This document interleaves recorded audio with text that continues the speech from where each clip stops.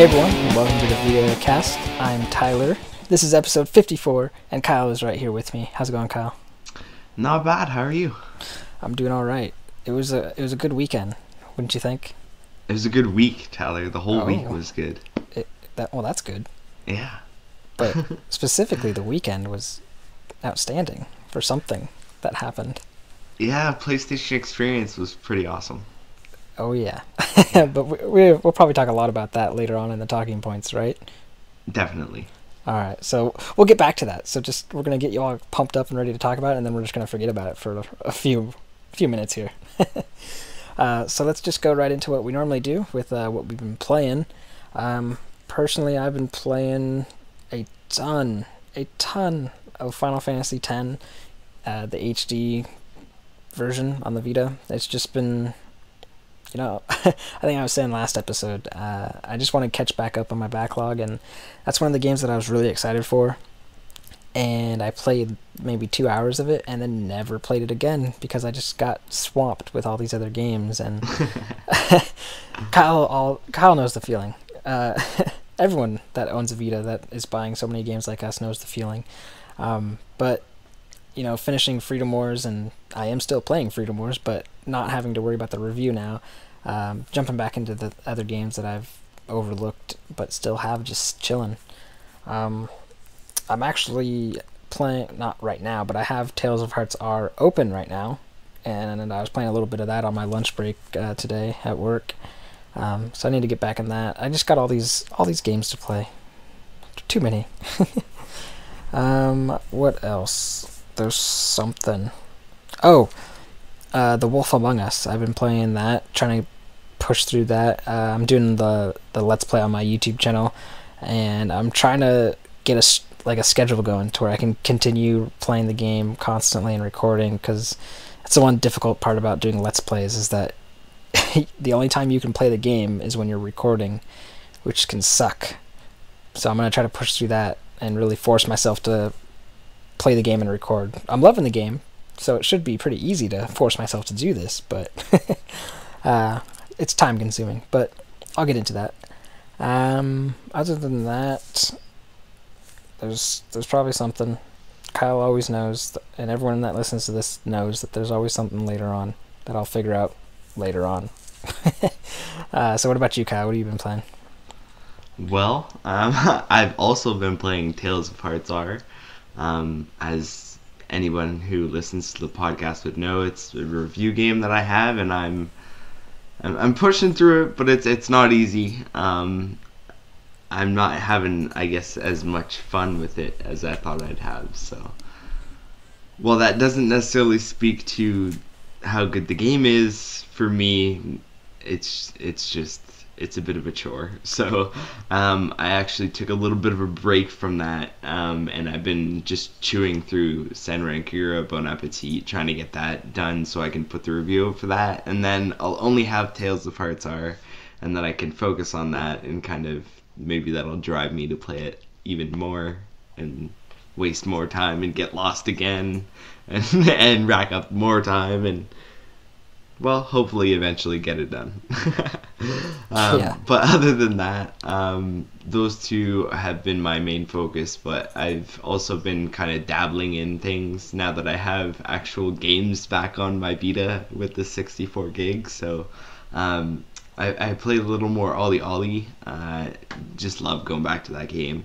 And I just got Ridge Racer back on my Vita, so I played some of that as well, and yeah, liking it.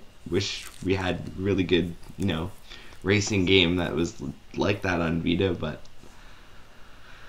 we just have that one for now, so if anyone's listening, hint hint. Yeah, so yeah, that's been my week with Vita. It's been all Vita, nothing else. I've been neglecting everything else. I always neglect everything. It's just the Vita. I don't mean to neglect my PS4. It's just It with the review titles and then getting the 64, and it goes to the back burner. There's actually there's a really cool update for Drive Club that just released that adds like weather and a whole bunch of other fixes, and I think there's like DLC cars and some other shit. I really want to get back to that, but I'm pretty sure that's one of those things where if I touch it, I'm not going to be able to let go again. So I've been avoiding it. Yeah. Yeah. So yeah, just Vita for me. Nice. Well, all right. Let's jump into some of the reviews that we had this week. Got a couple of them here. So, what a review this week, Kyle? All right. Well, first up, we've got Pocket RPG, which was reviewed by Liam, and he gave it a 3.4 out of 5, saying, quote, "A great game that is perfect in short bursts, but a high price tag and obvious signs of age harm what could otherwise be a fantastic experience. Pocket RPG is definitely worth picking up if it ends up in a sale," end quote. So it looks like it was good, maybe a little bit better than good, but the price is holding it back, and maybe the signs of age due to it being a mobile port. Yeah. Yeah, so definitely read his review if you're interested in that. But next up, we have Ring Run Circus, which was reviewed by Brad, and he gave it a 3.8 out of 5, saying, quote, "Ring Run Circus is a fun and clever puzzle game that will make your head spin in circles. Its constant looping action and off-the-wall humor make it a blast to play, and the unique game mechanics provide just the right amount of challenge. Though it's not the biggest game under the big top, it's definitely one that should be featured in the center ring," end quote. So it looks like a bit of high praise there for Brad, even though he gave it a 3.8 out of 5, which isn't such a bad score. So if you're interested in a clever puzzle game, read his review. Have you played that one, Tyler? Yeah, I played it. It was difficult, and I haven't really jumped back to it. It's just not my style of game, really. Alrighty. Well, we'll move on because I haven't played it at all. And the third review of the week and the final review of the week is The Wolf Among Us, which was reviewed by Paul. He gave it a 3.9 out of 5, and he says, quote, "With a great story, great characters, and more variety than The Walking Dead, this is certainly worth looking at, but has a few niggling performance problems and is quite short. That said, fans of Telltale games and Fables will love it," end quote. So I think you're playing this one, Tyler. I'm not, so maybe you can talk about a bit of it. Yeah, Paul hits it right on the head. I mean, the story, the characters, it's pretty entertaining, and the way they changed up the gameplay a little bit with the quick time events and just other little things that are different from The Walking Dead make it better, but it's still got that performance problem where things stutter sometimes during like the cutscenes. Well, not really the cutscenes. The game's all pretty much a cutscene. But during the talking points, not talking points, that's what we do. The parts where they talk, it will be like a black screen, like when it's going to a different scene, and you'll hear the character talk, but nothing actually showing up, and then suddenly it will cut into the actual, like, you can see things, and it's like, ugh, come on.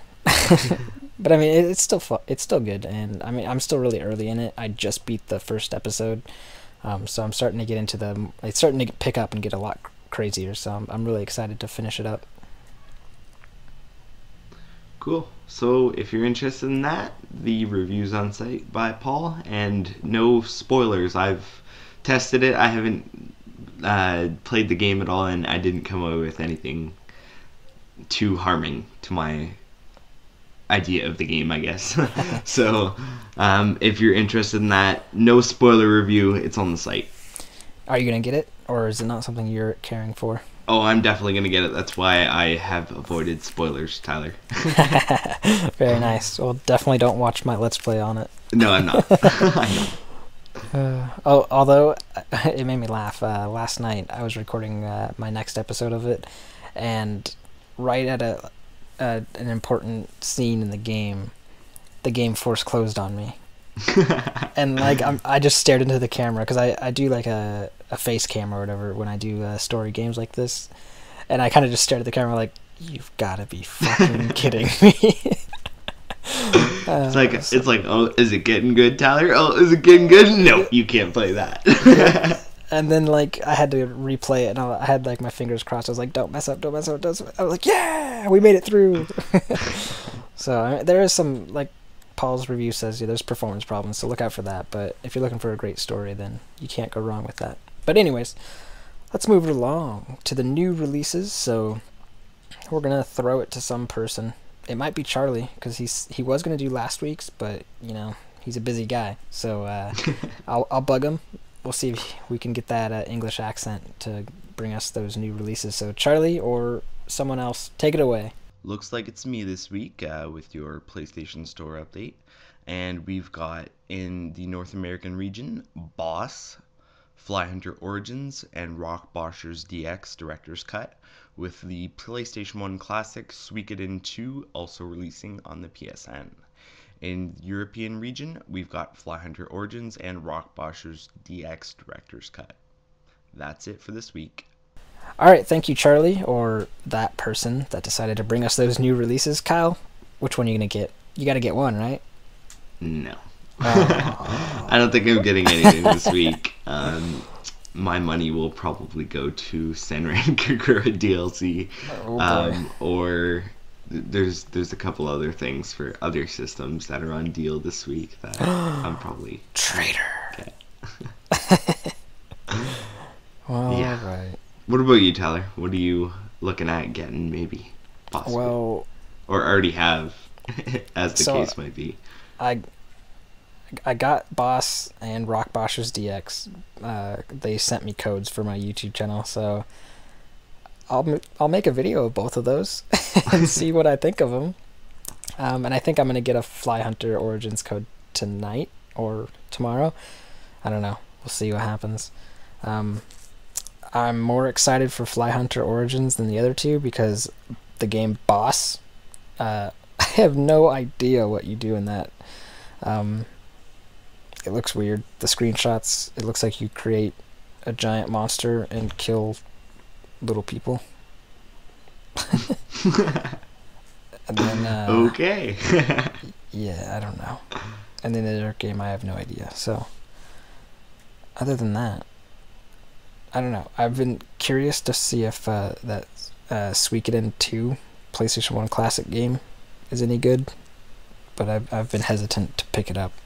You shouldn't have been hesitant. You should have been right on it because for a minute there, it was $5.99. Zootolore! Yeah, you could have got it on the cheap. They screwed up for a minute and it was $5.99, and a bunch of people were like, "What? It's supposed to be $10." And then 2 minutes later, it wasn't 10, or it was $10, and they were like, "Oh, damn."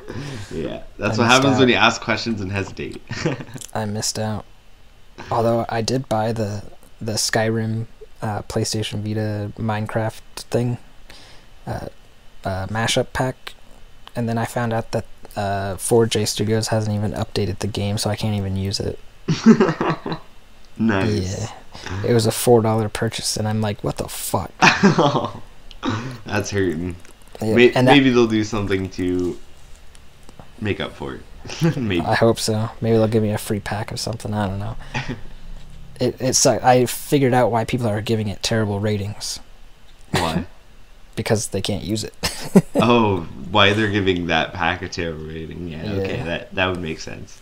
All the other packs are getting good ratings, but you get to these because I think the other one doesn't work either. The steampunk texture pack they brought out, I don't think that brand works. New one. Yep. Yeah, probably not. So yeah, I'll rate it when I can actually use it, because I mean, of course they'll either refund me or eventually it will work. So I'll wait to rate it. But yeah, that's about it. So let's head on to the news, because we have a lot of news to talk about. Yes, we do. So let's get it rolling. First up, as many of you know, we're big fans of Curve Studios at the Vita Lounge, so it's always pleasing to see when they are working on more games for the Vita, and that's exactly what we learned this week with the announcement of Ultratron, marking the second time that Curve have worked with Puppy Games, who also created Titan Attacks, which is on PlayStation Plus this month. Ultratron isn't a direct sequel to that, but is inspired by Robotron, and other classic shooters, and boasts upgrades, co-op, and difficulty level which adapts to the skill of the player, while throwing a dash of risk and reward gameplay. Featuring more than 40 levels, the objective is to avenge the human race as you blast your way through over 40 glowing neon levels, avoiding chasers, turrets, mine layers, spawners, bombs, and bullets before taking on the 4 evil bot bosses of the apocalypse. Ultratron is a pure arcade experience which Curve says is perfectly suited to portable gaming on the Vita, and joins puzzler Nova 111 in Curve's 2015 lineup. We will bring you more news on the game as we have it. Next up, the opening of Pygmy's La Mulana EX website in the West has revealed that the English version's projected release has been pushed back a month. Originally slated for release alongside the Japanese version of this month, the release of La Mulana EX has apparently been pushed back to January in the West, the newly opened website revealing as much in an information box at the bottom of the index page. While this doesn't bode well for the already scarce December lineup, it's definitely nice to know that it's not too far behind its Land of the Rising Sun counterpart. Next, we get some insight into the newly announced strategy game Zeti Gaiki Wars Metropolis Defenders from Acquire, with the release of some new details. That game puts you in the shoes of a player at the helm of a fortress city surrounded by oh god, those words mess me up with regular English words. Rotatable rings. There we go. It's your job to turn the rings so that fortified positions on them can properly protect the city from the invading forces, and to use the cooldown phase between enemy attacks to upgrade the fortress city's defenses. Alongside an explanation of the game, 2 characters from the game and some details about them have also been revealed. Lovelock is a 24-year-old arms commander with a hot-headed personality and the weapons to back it up. Not the sharpest tool in the shed, he makes up for that with a go-getter attitude and a positive outlook on life. Lovelock is also said to have an appreciation for technology, which is just a part of the package when it comes to how cool he is. Toa is a woman in her 20s and the second in command. A strategic-minded person, she's often playing a metaphorical chess when everyone else is trying to play metaphorical checkers, an asset on any battlefield. In addition to these things, she's a stereotypical 20-something woman dreaming of candy, books, and being a beautiful bride. During gameplay, Toa will provide updates on battle results to assist you in unit placement and strategy. I'll have to say it this time. Zeti Gaiki Wars Metropolis Defenders has not been given a release date yet, but we'll be sure to let you know when we do. Alright, moving on with the news. It was a bit of a shock when it was revealed that the PlayStation 4 exclusive Resogun was being ported to the PlayStation Vita, but now it seems as though the launch will be imminent. Sony has announced that the game will be released for both the Vita and PS3 on December 17th in Europe and December 23rd in North America. Soon you'll be able to save the humans on any of the PlayStation consoles. In order for Climax to bring the Housemarque Classic to older consoles, they inevitably had to make some compromises. In addition to reductions in the graphic fidelity, the biggest compromise will come in the frame rate. While Resogun runs at a smooth 60 frames per second on the PS4, it will be locked to 30 frames per second on the Vita. This is somewhat unfortunate, but hopefully it will still be a smooth experience since the frame rate will be locked. Resogun will also be cross-buy across all 3 platforms. If you already own it on the PS4, whether through purchase or as a free game on the PlayStation Plus, then you'll be able to download it for free when it's released. Otherwise, it can be purchased for $14.99 when available. Next up, in honor of International Ninja Day, TT Games has announced that its latest game from the Ninjago universe will be coming to the PlayStation Vita in spring of 2015. LEGO Ninjago Shadow of Ronin promises to be, quote, the most expansive adventure game through the Ninjago universe that we have ever made to date, end quote, according to Tom Stone, managing director of TT Games. He also says, there is a new thread in Ninjago and his name is Ronin. With help from this from his army of dark samurai, Ronin steals the ninjas' memories using an ancient weapon called the obsidian glaive. The ninjas forget how to use their elemental powers, and it's up to the players to help them find their obsidian weapons, regain their memories, and reclaim their powers before Ronin completes his plan and releases an evil greater... What the hell? Okay, I'm having No. My screen's twitching. That's why I'm having issues, it's moving and I'm what the fuck? Alright, hold on. Oh, I'm getting alert. It was an alert and it was blinking hacked through because of the panel I was using. Okay, hold on, I'll fix this. I'm gonna have to restart that one because it was fucking me up hard. I'm like, why is this doing this? Alright. I'll be quick. In honor of International Ninja Day, TT Games has announced that its latest game from the Ninjago universe will be coming to the PlayStation Vita in spring of 2015. LEGO Ninjago Shadow of Ronin promised to be the most expansive adventure game through the Ninjago universe that we have ever made to date, according to Tom Stone, managing director of TT Games. Quote, "There is a new threat in Ninjago, and his name is Ronin. With help from his army of dark samurai, Ronin steals the ninjas' memories using an ancient weapon called the obsidian glaive. The ninjas forget how to use their elemental powers, and it is up to the players to help them find their obsidian weapons, regain their memories, and reclaim their powers before Ronin completes his plan and releases an even greater evil on Ninjago." End quote. The game is the next in the Ninjago series and a follow-up to Nindroids. Players can expect to revisit familiar territories from the popular TV series as they battle new enemies while utilizing various mechs, vehicles, and dragons. Players will also have to solve puzzles and combine powers with other ninjas to create the ultimate weapon to destroy this new threat. The action will all begin in the spring of 2015, so look out for more on that. And according to a press release forum member Peta has linked us to, HR Games will be bringing their 3D turn-based strategy title to the PlayStation Vita in 2015. Modeled after a best-selling board game set in the Game Workshop's Warhammer 40,000 universe, Space Hulk from developer Full Control recreates the classic board game experience as a video game for your single or multiplayer enjoyment. Here's the official description of the title from the press release. Quote, "Space Hulk is set in the isolated corridors and tomb-like chambers of an ancient vessel lost in the graveyard of space. Players lead a small army of fearless space marine Terminators to battle in a ferocious fight for survival against hordes of predatory alien Genestealers," whatever the hell that is. Based on the Sin of Damnation campaign from the 3rd edition board game, Space Hulk includes a robust 12-mission single-player campaign, a cooperative campaign, Blood Angel and Space Wolf chapters, and many other thrilling missions. Recreating the tense battles of the board game, multiplayer mode will allow players to go head-to-head as one player controls the Space Marines and their opponent, the Genestealers, in an ultimate fight for domination. End quote.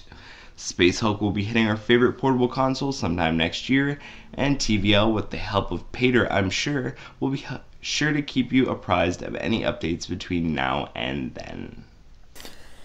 Alright. Next up, Bastion is coming to PlayStation Vita in 2015. Coming via the team at Blitworks, the team that ported Fez, Spelunky, and many more great titles, Bastion is a game you can pick up and start playing immediately, designed to draw you in with rich atmospheric storytelling and tight responsive gameplay. Other than that, though, the experience of Bastion is very different, an action role-playing game with an emphasis on the action, and whose reactive narration system makes for a memorable and personal tale. More specific details will be made available soon, but the game will feature cross-buy and whoa, why couldn't I not read that? Supergiant are looking into cross saves.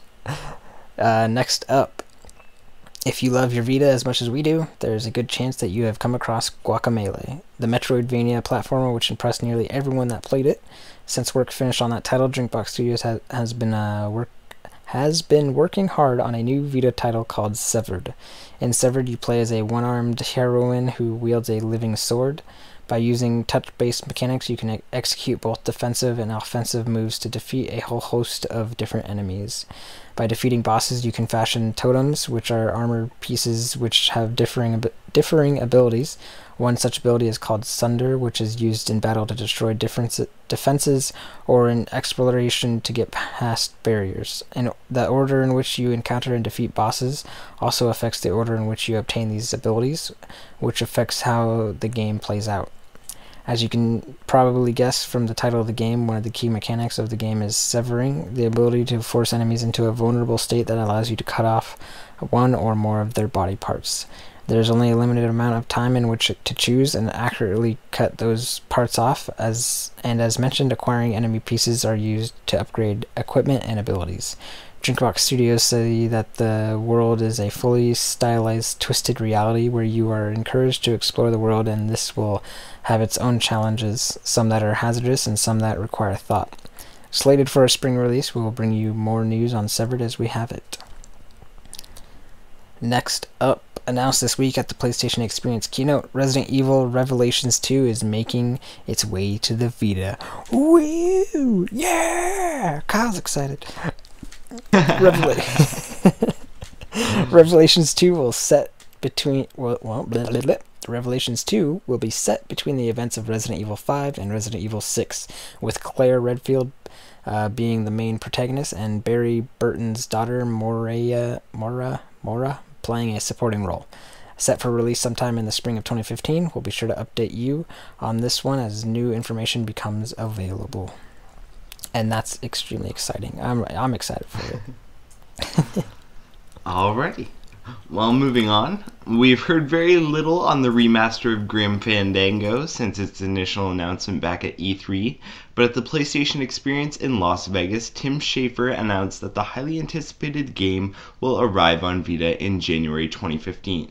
Specifically in the US, a release date of January 27th was given, while a solid European date is yet to be revealed.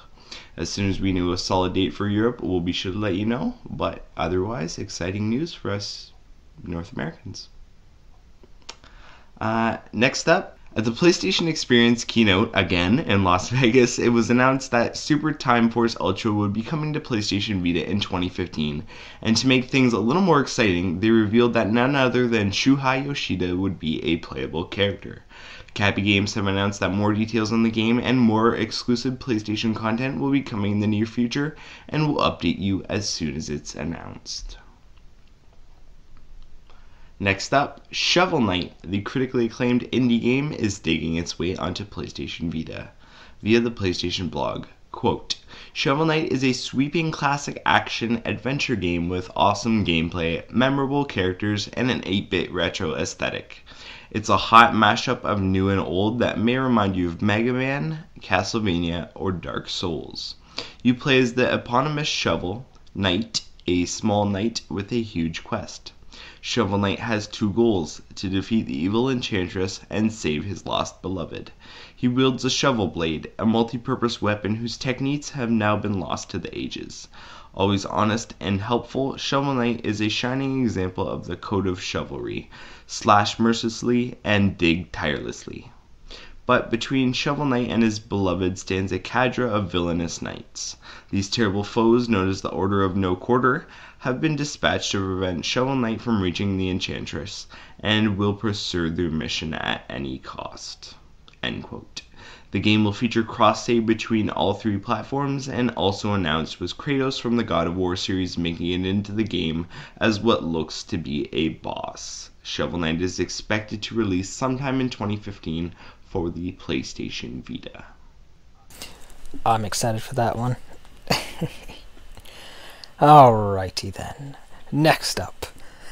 Although rumored some time ago, nobody suspected that Octodad Dadliest Catch would be making its way onto PlayStation Vita in 2015. For those of you who've yet to experience Octodad, the game centers around a father who is happily married with children and goes about his day-to-day life as normal. But he's hiding a secret. He's a flippin' octopus. Players will control him limb by limb as you try to navigate him through daily tasks and escaping from a madman who is quite aware he's an octopus. So for more on information on the PlayStation Vita version of Octodad Dadliest Catch, stay tuned to the Vita Lounge. That game looks crazy. This is sort of like our life, Tyler. Like, I know you're an octopus, and I'm gonna catch you. I have no idea what you're talking about. Yeah, I keep denying it. We all know you're an octopus, Tyler. Speaking of octopus, the next story. The next iteration of MLB The Show series is set to hit our favorite portable console this March, according to the PlayStation Experience announcement. Bringing with a slew of game improvements, MLB 15 is set to offer enhanced visuals, new gameplay features, and an improved online experience. Although 14 didn't have online for the Vita, so hopefully 15 actually has online. Just a little heads up. They've also noted that this iteration offers a renewed focus on player emotion and personality, and to aid in that, for the first time ever in the game will feature licensed equipment from the most recognizable brands in baseball. MLB 15 The Show is currently set to hit PlayStation Vita in the West on March 31st, so go out and get MLB 14 and start practicing now. And though we have to warn you, as staff writer Liam has pointed out, this one's digital only, even in physical copy. So I guess you can go get it physically, but you're just going to get a voucher code like Minecraft is. So just be wary of that. Next, another game announced during the PlayStation Experience to be making its way to the Vita is Towerfall Ascension via the PlayStation blog. Quote, perhaps shooting your friends in the head is more your style. In Towerfall, up to 4 players compete in arena-based combat, launching super-powered arrows at each other until only one team survives. It's fast and addicting on the Vita. Along with Towerfall Ascension, the new Dark World expansion content with new characters, levels, and power-ups will also be available for both Vita and PS4. End quote. Not much else is known about the Vita version, but I for one hope that they add online multiplayer, as having the game only ad hoc would make this game suffer in terms of sales. So yeah, if you don't know, the PS4 version is just local, so it'd be really interesting to see how they handle the Vita version. Anyways, Towerfall Ascension is due out due out sometime in 2015. Kyle died. I can hear your alarm going off. Yeah, it's my parents' alarm, but my mic's muted, so you can't hear it anymore. Alright, I guess we're moving on then. The Canada-based independent developers at Red Hook Studios are bringing their take on the classic RPG dungeon crawler genre to the PlayStation Vita in 2015, and it just happens to revolve around the idea of stress. So here's the lowdown on how it ties in from Chris Barassa, the studio's creative director. Quote, stress is a central mechanic in Darkest Dungeon. Everything your heroes see, do, and have done to them affects their stress levels, both positively and negatively. Land a big crit, everyone cheers up a bit. Watch a fellow adventurer get rabies from a feral dog bite, not so cheery. As an adventure goes on, heroes will get increasingly unnerved by what they've experienced. Once they've hit their maximum stress capacity, they'll roll an affliction check. Success enters them in a heroic state, inspiring allies and bolstering their abilities. Much more likely, however, they will fall victim to their stress and become branded with an affliction, the moniker for a family of stress-driven behavior, such as hopelessness or masochism, abusiveness, irrationality, etc. Afflicted characters are like loaded guns. You never know when they'll go off. They will periodically act out, taking an action on their own imperative. A masochist might advance in combat, eager to have their blood spilled, or may refuse to be healed, fascinated with their own wounds. Conversely, a selfish character might watch for a selfish character to retreat in a fight, use supplies unnecessarily, or even steal from the party's gold. Bottom line, as your heroes lose their grip, you as the player, you lose your grip on them. We think it's an exciting, unpredictable element that challenges players to make the best of an imperfect situation. Can you succeed even when the party's fracturing? End quote. Alongside this stress mechanic is an unpredictable system of quirks your characters can develop and act upon. While wandering around in the dark might give one character night vision, another could just as easily develop a fear of the dark and become more easily stressed in dark places. Beauty of the game lies in the unpredictability and its quirks, which brings us to our next subject, a way to deal with them. Has your best teammate developed a bit of the jitters? No worries. Just have him sit out around at your home base where he can drink, gamble, pray, whip himself, or explore many other options to bring his spirits back around. Beware though, as it's possible to encounter an unpredictable situation or quirk even in your own home. Your workers might not show up, get banned from a certain relaxation technique, or worse. In the end, Darkest Dungeon is an uncompromising experience which puts you in charge of a crew of fallible workers with a system of quirks and possibilities which can lead to many vastly different results. If you're a good leader, you might make it far with your teammates intact and relatively sane, but a bit of bad leadership could easily lead to you losing a member or two, something that in this auto-saving title is permanent. Darkest Dungeon is set to release on PlayStation Vita sometime in 2015, so stay tuned for all the updates between now and then. Next up, a PlayStation Vita port of Stoic Games' The Banner Saga was announced at the PlayStation Experience event in Las Vegas. Developed by a trio of independent developers formerly employed by BioWare, the original release of the Banner Saga was on computer platforms, PC and Mac, in January of this year. But now it looks like the game will be expanding to PlayStation Vita and PS4 very soon.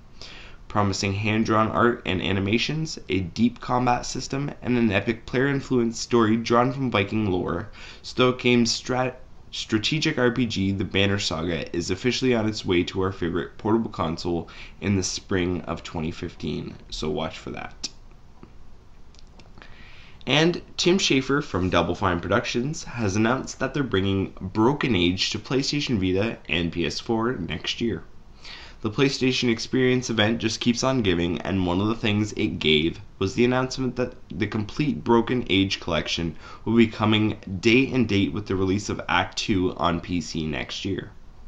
An episodic point-and-click adventure, Broken Age describes the story of two unconnected teenagers in different locations and on seemingly divergent paths, each seeking to break the tradition within their lives.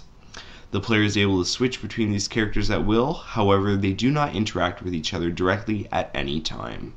Kickstarter funded and well received so far on PC, actually holding 82 on Metacritic for Act 1, we can certainly look forward to seeing the entirety of Broken Age on Vita next year. Alright, next up, more Double Fine here. Double Fine Production is set to bring Day of the Tentacle Special Edition to PlayStation Vita next year.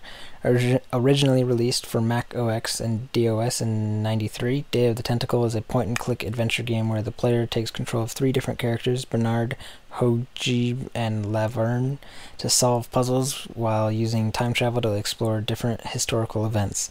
The antagonist of the title is an evil purple tentacle, for which the game is obviously named. Details are scarce as to how the remaster will alter the title, though I'm sure a fresh coat of paint will be in the cards at the least.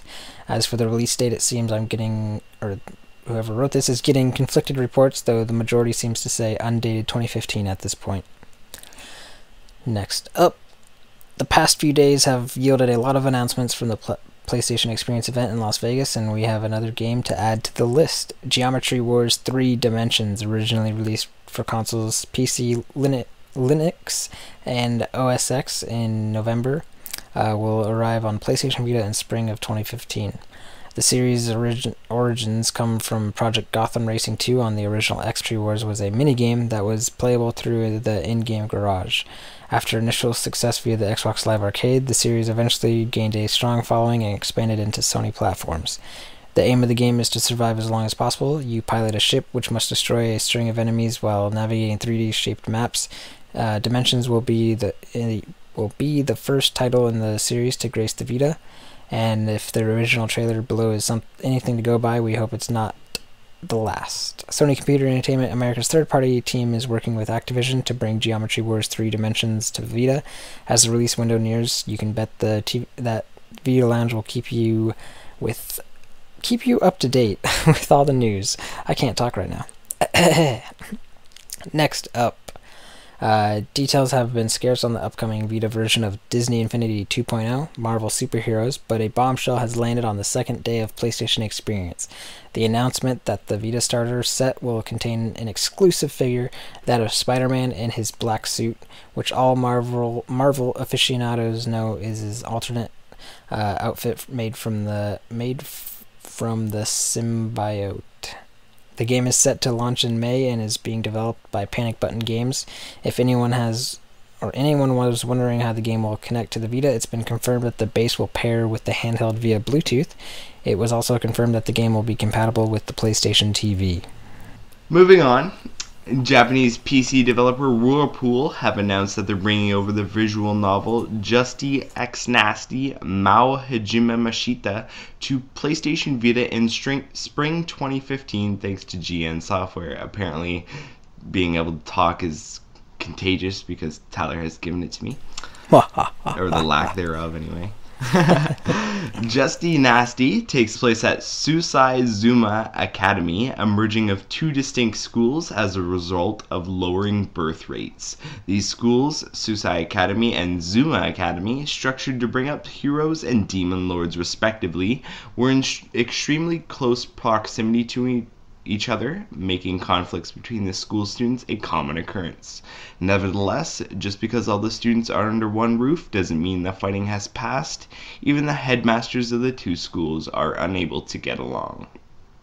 Players are put in the shoes of a young man who's trying to become a demon lord at the behest of his father and is forcibly transferred to Susai Zuma Academy to take part in its gifted student program, right when the fighting on both sides is about to reach their boiling point. The storyline is written by Kuroya Kimura with the character designs by Mamizu Mikagami and chibi character designs by Ritoma Kuro. Being it's a Vita port, odds are we'll have some things edited out given the content of the game. The game comes to us in two different editions. The standard edition is priced at 5,800 yen digitally and 6,800 yen at retail, with the deluxe edition meanwhile as of yet having no price, but it is announced to include an original drama CD and a, quote, deluxe school calendar, whatever that means.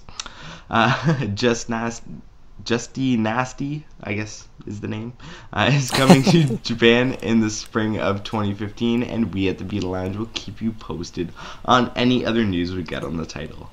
I'm never sure of these names when they throw that X in there. I don't know what they want from me. Yeah. Justy versus Nasty, like I don't know. Anywho, moving on. Bandai Namco gives players even more ways to cause chaos in an upcoming Gunpla battling sequel. The release of Gundam Breaker 2 in Japan is fast approaching, and new details have been revealed regarding weaponry by Famitsu. There will be two new additions to your armory, and they are the Twin Blade, which will cause nightmares for your foes. Perfect for close combat, these blades cause a spinning whirlwind whilst dashing. What makes them even more formidable is the fact that they can do consecutive hits, which can lead to a combo move that thrusts your opponent in the air. The suffering doesn't end there, though, as an aerial combo continues whilst they're hanging helplessly above the ground. Nasty. Also revealed was the Claw. As you would expect from such named item, these weapons are perfect for scratch attacks and throws. They can restrain enemies from behind, and these weapons will be accessed from the arms of Akgai or Zegok. Gundam Breaker 2 is still set to be released in Japan on the 18th of December for PlayStation Vita and PlayStation 3. Unfortunately, we are still awaiting details of a Western release, or the lack thereof. And last up on the news, Koei Tecmo announced even more new features for upcoming Samurai Warrior 4 rework. So after initial details emerged last month that Samurai Warriors 4 2 would be a rework rather than an expansion to Samurai Warriors 4, Koei Tecmo have been doing a grand job of teasing us with new features. Now we have even more details for the upcoming sword-wielding hack-and-slash title. So thanks to Famitsu, we now know that the Musu military exercise will have a playable scenario in offline and cooperative modes. This will allow you to partake in choreographed routines. We already knew that Create a Warrior mode will be present in Samurai Warrior 4 2, but we now know that it will feature an image upload feature. Weapons and horses can also be made stronger through synthesis if you use the same attributes. Finally, we're given a better insight into how you can gain new skills in the game. Skills are learned through books found in the battlefield, and certain sets of skills will be available early into your playthrough, and from there it's up to you to become the world's most powerful samurai. Samurai Warriors 4-2 is set to release on the 11th of February 2015 for PlayStation Vita, PlayStation 3, and PlayStation 4 in Japan, and you can bet that we will be providing you with the latest news for the Samurai Slasher as we near that release date. And now I can stop talking because Tyler is contagious. In more ways than one. Oh. Get out. You better get tested, boy. Oh, boy. Alright, well, I think I've butchered words enough for a while. Let's move into the talking points and announce release games that we're looking forward to from the week, because at least we can read names for the most part, right, Tyler? Debatable. Okay, apparently we can't do that either. So, what looks good, Tyler? What have we talked about or announced or released this week that you're like, yeah, gotta have that? Well, a lot of the games that were announced at the PlayStation Experience have got me excited, like Bastion, Resident Evil, Grim Fandango, Super Time Force, Shovel Knight, Octodad, Towerfall, the Banner Saga, both the Double Fine's game, Broken Age, and Day of the Tentacle. There's just so much. Disney Infinity, even though it's a kids type game, it looks like it could be a lot of fun, so I'll keep my eye on that one.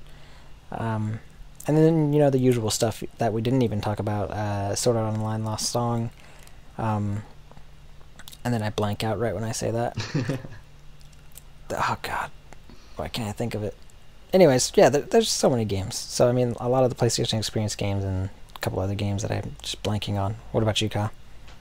Well, I'm a little more picky than you are. Oh boy. So some things, whether I've played them before or this is just me going, no, I don't want to play that. So my list is a little smaller than yours. So stuff for me that I'm kind of looking out for: Resident Evil Revelations 2.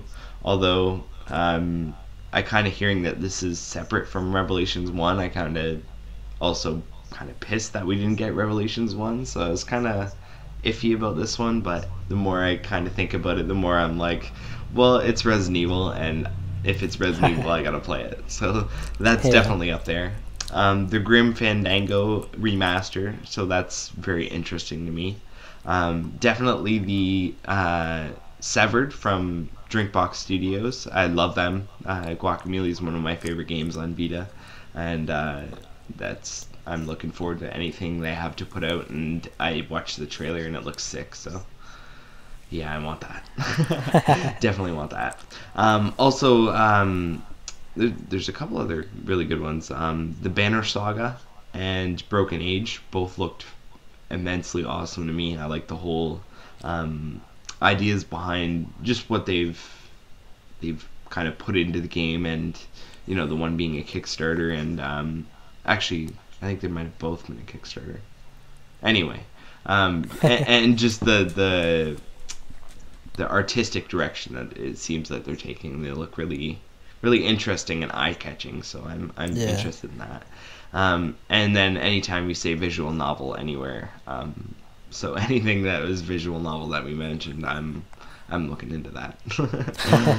Especially if it's possible that it could come this way. Yeah. So yeah. Nice. Lots of games to play. A lot of games indeed. But speaking of games, let's move on to the kind of second unmentioned talking point here that I kind of didn't write down, but is kind of a talking point, and that's PlayStation Experience. So, what did you think of that? Like, I mean, maybe explain to them who are listening, and maybe not. Maybe don't know what exactly PlayStation Experience is. Maybe they come to us for the news, not that kind of thing. So maybe tell the people. Yeah, so PlayStation Experience was an event down in Las Vegas this past weekend. It was very similar to like something like PAX Prime, where a lot of developers just go off and show their games, and even if they're not ready to be released, or most of them are not ready to be released, they get the just the public to come in and media to go in and just play their games and have fun and whatnot. But the main part of the PlayStation experience was the keynote where Sony talked to us, not us directly, but just to us as an audience, and showed games that are coming and things that we had no idea about. And what did I think about it?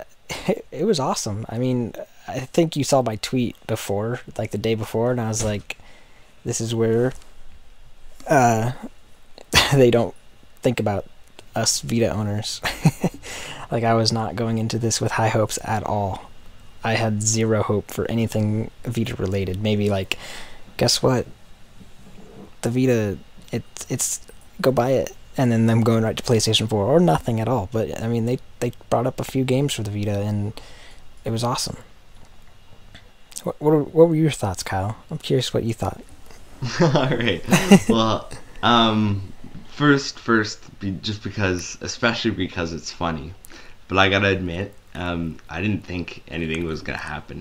Like, I was pretty sure it was just gonna be another one of those events where they're like, didn't say shit all about the Vita, didn't mention the Vita or whatever, other than somebody would like come out there with like a game that they were bringing out, and they'd be like, yeah, it's coming out to PlayStation 4, blah, blah, blah, and Vita. Like Mike Biddle did with Volume. I think it was Gamescom or something, one of those big events like the last couple, where it was just nothing. And then, so I didn't even watch it. I wasn't home. Like, it was just such like and then I come home and everybody's posting all this news, and Paul's like, they announced all these games, and I'm like, what the fuck? Like, how did I miss that? Like, but so I jump on and I'm like researching to figure out what's up. So, all said and done, it looked like 15 game announcements, including the announcement that Suikoden 2 was coming, which it came today, when we're recording, and that Suikoden 1 would be available direct download to Vita instead of, I think it was PS3 pass-through before. So other than those 14 PlayStation actual announcements, they had that Need for Speed and the other two games, Mirror's Edge and Plants vs. Zombies or whatever, for PlayStation 3 and PlayStation 4, so they had those free games. It ended up being quite good for Vita. Like, I mean, 15 announcements plus a free game, that's nothing to scoff at. That's better than we've got at most of these other conferences, and I didn't even think anything was going to happen, so that's what I thought of the PlayStation experience. It was a complete and utter, out of nowhere, totally caught me off guard surprise. In a good way. Yes, in a very good way, because some good stuff there, and stuff that I know people will like, which I'm not just about what I'll like, because let's face it, I'm picky. But I want the Vita to survive and get out there, so I like when they bring games that other people like, because then I can go, hey, this sweet-ass game that maybe I don't like, but you'll probably like, and we gave a good rating, maybe. There you go. So yeah. I like to be able to do that. So that's what I think of the PlayStation experience. It was completely out of nowhere, but it was awesome because all these things that we now get to talk about, and that has put the word of Vita out there. Yeah. It was good. Let's just hope that they keep it up, because I mean, if they go to E3 would probably be the next big one again, right? Or would it be something else? Shit, man, I don't even know what's next anymore. It seems like they run together. Anyways, whatever the next big conference is, if they just forget about the Vita again, it's just gonna come right back. It's all gonna be like, oh, no one cares about the Vita. This is blah blah blah blah blah. So I mean, they gotta keep it up. They can't just say that the Vita's, it's alive, all this fun stuff. Here's all these games, and then totally forget about it again at important conferences, especially E3. Because I mean, E3 is more like open to so many different people, and obviously PlayStation Experience was meant for the PlayStation audience. So I mean, E3 and Gamescom, they really gotta show again that they care about the Vita. So I'll wait till then to really see what's going on. But the PlayStation experience was definitely a good step. And there's dogs going crazy, so just ignore that. Yeah, I think it was a good step, but kind of converse to what you say, I don't necessarily think that they need to bring a good showing to Gamescom or E3, and I'd actually rather they don't. What I really think that Sony should do is they should break off and they should just do their own thing. So I think that they should have like two conferences a year, like little PlayStation experience kind of conferences. One, I guess you would say home console based, but not necessarily, because it would be PlayStation 3 and PlayStation 4, with the other conference being maybe Vita and PlayStation TV. I don't know. I'm just thinking, and I think that would be kind of a good way to get the word out and be do their own thing. So they'd be able to kind of set the amount of time that they were doing, and if there's a Sony event like that, I think it would bring in more people to say, hey, we're proud that we're with Sony, and look at our games kind of thing, instead of just oh, it's E3, there's going to be like a million people there from everything, and we might get pushed into the corner or whatever, right? I think something like that would be more beneficial than kind of how they're doing it now. So I don't necessarily think that E3 is the end all to be all, but I think that they do need to have some sort of presence, and they need to make it known that that presence is going to stay. Whether they say, every year on this day, we're going to have a Vita conference, or they say, it'll be there, or we have X many games coming that we're going to announce here, or whatever.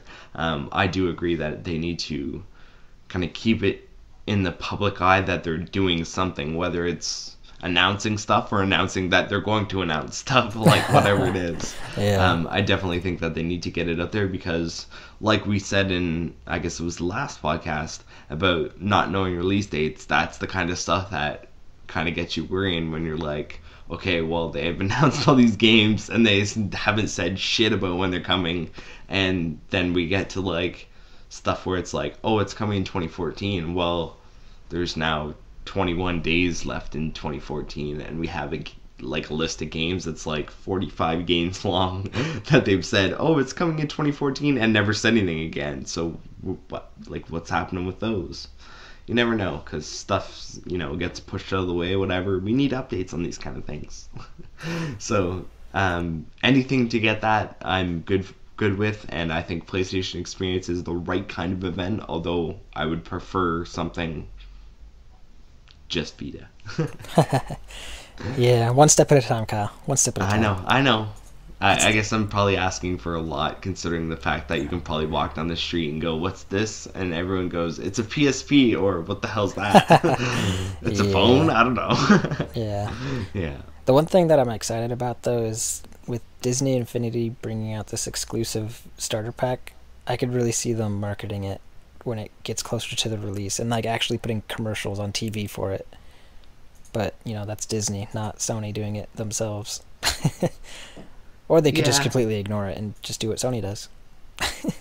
Yeah. The other kind of weird thing that I saw was a couple of people said, I'm not getting a Vita, I don't want a Vita, fuck the Vita, or whatever, but I'm buying that pack because I want that Spider-Man. So even though it's not drawing sales in necessarily, it will, because anything Disney and anything, that's kind of like that kind of, interactive, whatever, seems to draw kids and, well, not just kids, adults too, but definitely kids who whine and whine and whine until they get the whole thing. So whether they're getting it, and they're getting a Vita copy too, so they can play it on the go, or it's, hey, I want that Spider-Man and it's the black one and that's the best one and you have to get it for me. It's gonna sell some units. Oh yeah. So, yeah, and I'm all for anything like that. And I'm glad that we got something exclusive that's cool instead of something lame, like, some random ass we have no idea superhero who nobody has heard of. That's very true. I mean, it could have been some crazy person. Billy Bob Man. Or something, I don't know. Yeah. All right. It'd be pretty crazy. All right, so you think we should probably move on to listener mail now? All right. Sounds like a plan. Been blabbering on. And speaking of, the first one kind of has to do with what we're talking about, so it's cool. It's cool.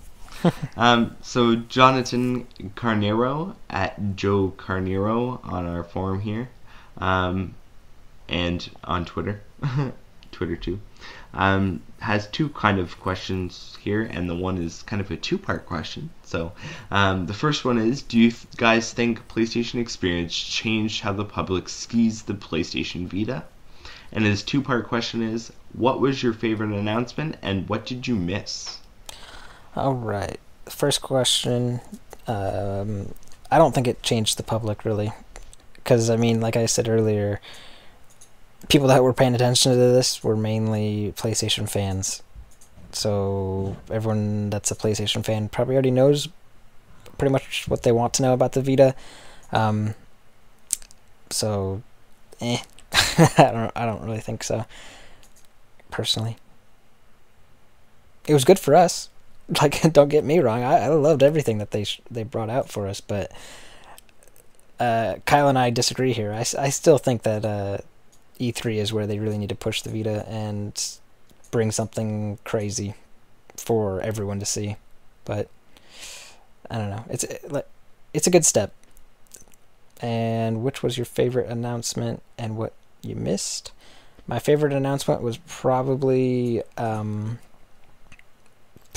Resident Evil, I would say. Did not see that coming one bit, and it got me excited. I had a big smile on my face while I was watching that conference, and I saw that for the Vita. I was like, this is awesome.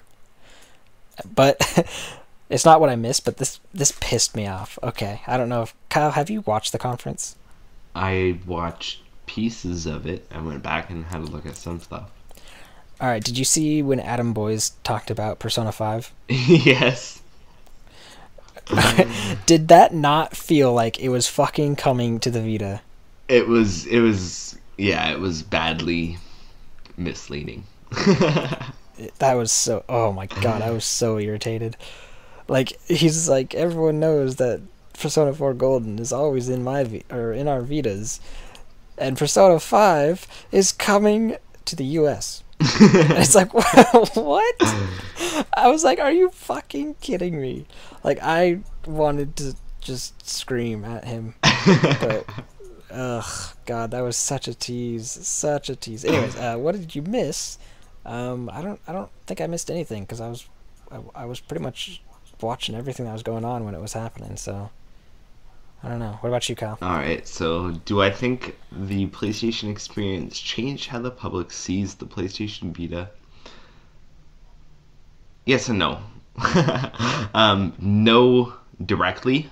I don't think anybody who would have been, it's not like, you're walking down the street and you're like, oh hey, somebody's watching PlayStation Experience on that TV in the window, oh hey, it changed my life, now I gotta have the PlayStation Vita. It's not like that. So I mean, how does it change how the public sees the PlayStation Vita when it's something that you have to know about and kind of tune into on your own beforehand? Can't really.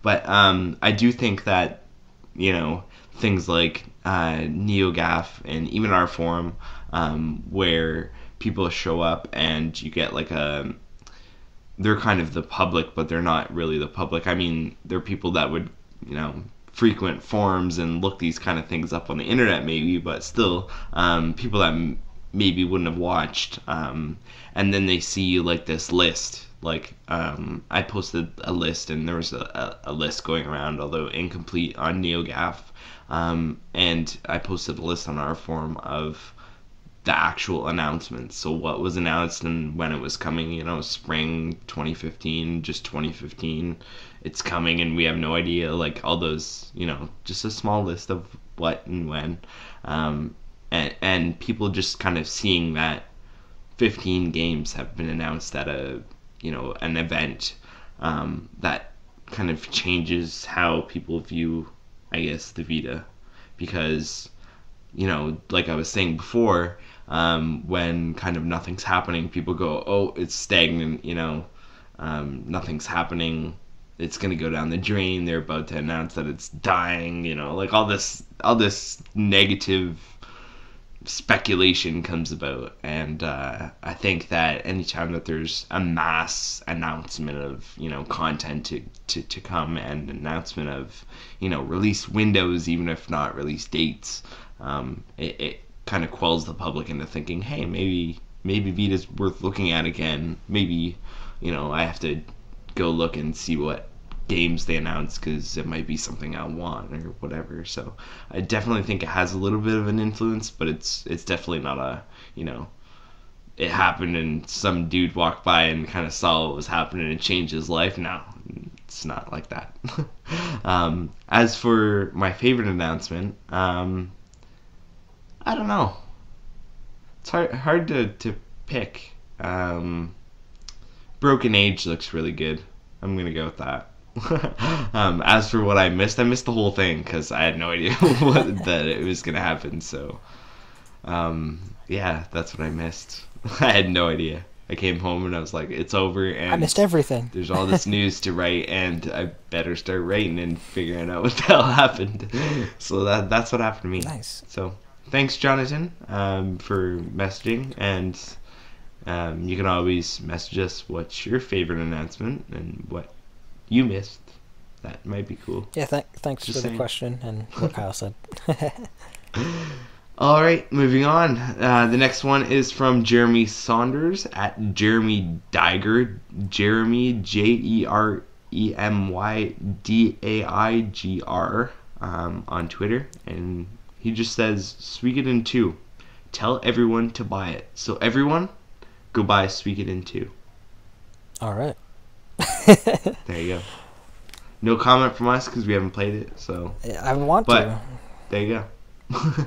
Apparently it's amazing and everyone should play it. So I mean, I want to be a part of this Suikoden 2 thing.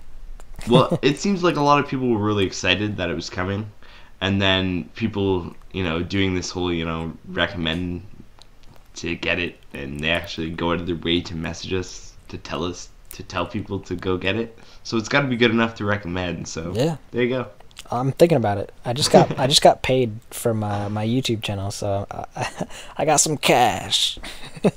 All the hoes are going to Tyler's house. Oh yeah. What? Yeah. Oh yeah. Anyways, thank you, Jeremy, for that one. Yep. So moving on. This one's from Tawfik Akkad, I think. Nailed it. At TAWFIKAKKAD. And they say, is Gravity Rush 2 still seeing the light? So do you know anything about this, Tyler? I know diddly squat. Oh, what the hell, Tyler? What do you know? I actually know something. Oh, enlighten me.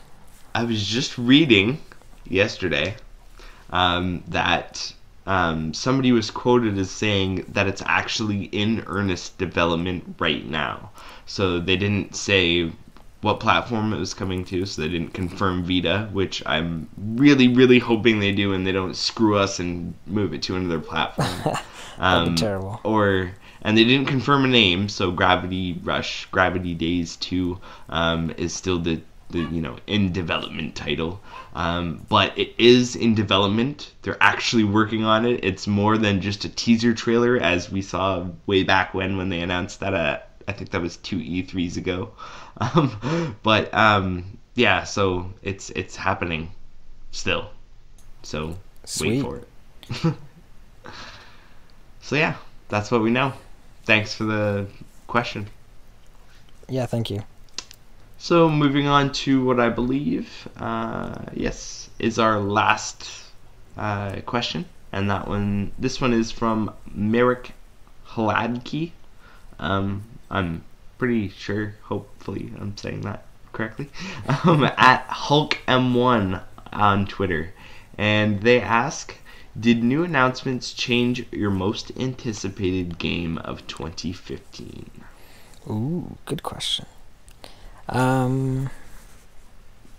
Yeah, I think it did.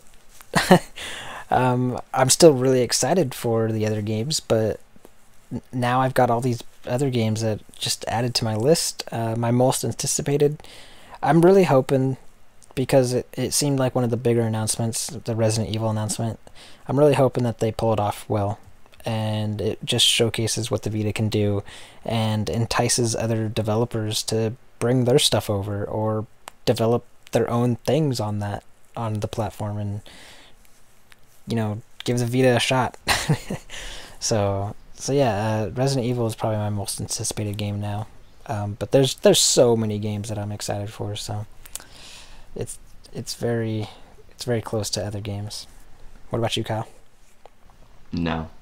Ooh, what are you most Straight excited up for? no.